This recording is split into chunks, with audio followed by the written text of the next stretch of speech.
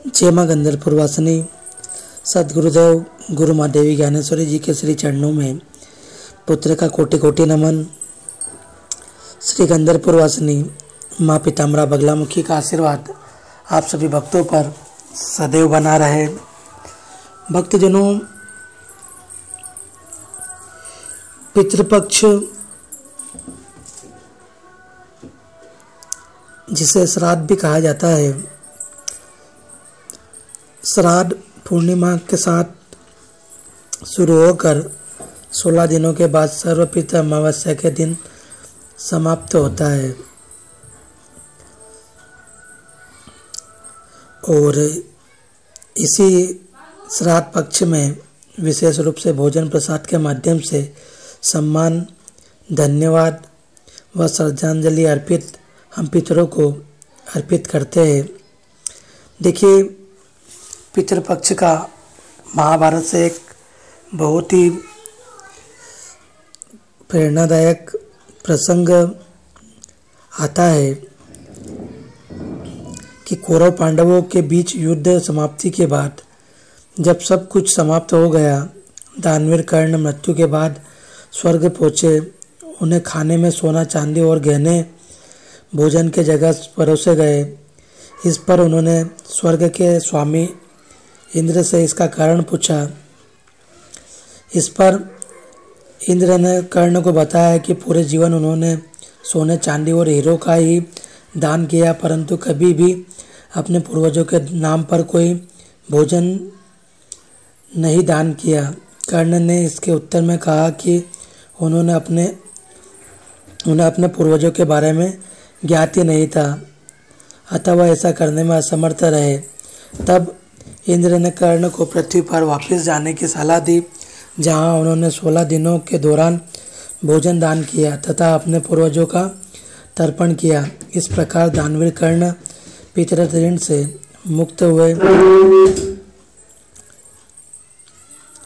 जिस पूर्वज, पितृ या परिवार के मृत सदस्य के परलोक गमन की तिथि अगर याद हो या ना हो, तो पितृपक्ष में पड़ने वाली उसी तिथि को उनका श्राद्ध करना चाहिए। यदि देवासन की तिथि ज्ञात ना हो तो सर्वपितृ अमावस्या के दिन श्राद्ध किया जा सकता है, जिसे सर्वपितृ अमावस्या को महालय अमावस्या भी कहा जाता है।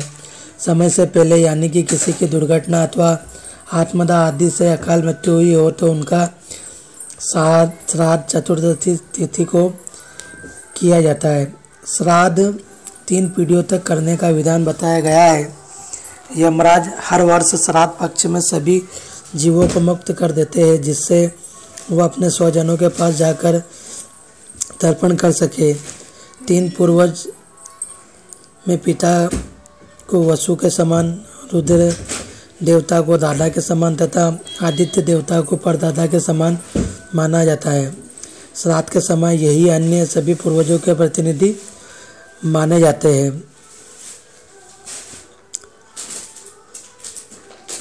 पितृपक्ष के अंतिम दिन सर्वपितृ अमावस्या या महालया अमावस्या के रूप में जाना जाता है। अमावस्या पितृपक्ष का सबसे महत्वपूर्ण दिन है। जिन व्यक्तियों को अपने पूर्वजों की पुण्यतिथि, सही तारीख, दिन पता नहीं होता है, वो इस दिन उन्हें श्रद्धांजलि और भोजन समर्पित कर सकते हैं। भक्तजनों,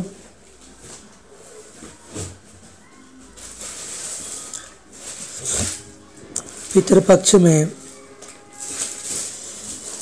हम पितरों को किस प्रकार से आशीर्वाद प्राप्त कर सकते हैं, यह भी हमें जानना होगा। देखिए, हम सब जानते हैं, हम सब चाहते हैं कि जीवन में सुख, शांति और समृद्धि बनी रहे, लेकिन क्या आपने कभी सोचा है कि कई बार अचानक कब आसान हो जाता है, रुकावटें हट जाती है और काम अपने आप बनने लगता है। यही होता है पूर्वजों का आशीर्वाद। आशीर्वाद वास्तव में क्या है? आशीर्वाद केवल बोले हुए शब्द नहीं है, यह एक अदृश्य शक्ति है। जब कोई हमें सच्चे मन से शुभकामना देता है, जब कोई आत्मा हमें अपनी सकारात्मक ऊर्जा भेजती है, तो वह हमारी ज़िंदगी को बदल देती है। पूर्वजों का आशीर्वाद भी इसी प्रकार काम करता है वे हमारे लिए सीधे प्रकट नहीं होते, लेकिन उनकी ऊर्जा हमें घेर लेती है और आगे बढ़ाती है। स्मरण के माध्यम से जब हम श्रद्धा और प्रेम से पूर्वजों को नाम लेते हैं तो उनकी तरंगें सक्रिय होती है। जब हम उनका सम्मान करते हैं, उनकी दी हुई परंपराओं को याद करते हैं तो उनकी आत्मा प्रसन्न होती है। यह केवल एक कर्मकांड नहीं है, श्राद्ध, बल्कि हमारी ऊर्जा और उनकी ऊर्जा का मिलन है। यह एक ऐसा सेतु है जो हमें अदृश्य दुनिया से जोड़ता है। पितरों का आशीर्वाद हमारे जीवन में मिलता है तो घर परिवार में सुख शांति बनी रहती है, रोग और बाधाएं कम होती है, आर्थिक उन्नति और कार्य में सफलता मिलती है, संतान पर विशेष कृपा बनी रहती है। यही कारण है कि आशीर्वाद को अदृश्य कवच कहा जाता है। जब हम पूर्वजों को स्मरण करते हैं तो वास्तव में हम अपने ही अस्तित्व की जड़ों को सींचते हैं, और जब जड़ें मजबूत हो तो जीवन का हर पेड़ फलता फूलता है। भक्तजनों, अगर आप जीवन में बहुत परेशान हो गए तो पितृपक्ष में पितरों की सेवा 16 दिन तक ज़रूर करें। इसके अलावा अगर आप अपने जीवन में जगह जगह पूजा पाठ हवन अनुष्ठान करवा चुके हैं लेकिन उसका परिणाम शून्य रहा है तो आप माँ पीताम्बरा बगलामुखी की दीक्षा लेकर के स्वयं साधक बने और अपनी साधनाओं के माध्यम से अपने जीवन में आने वाली समस्याओं को हल करें। जय माँ बगलामुखी, जय श्री महाकाल।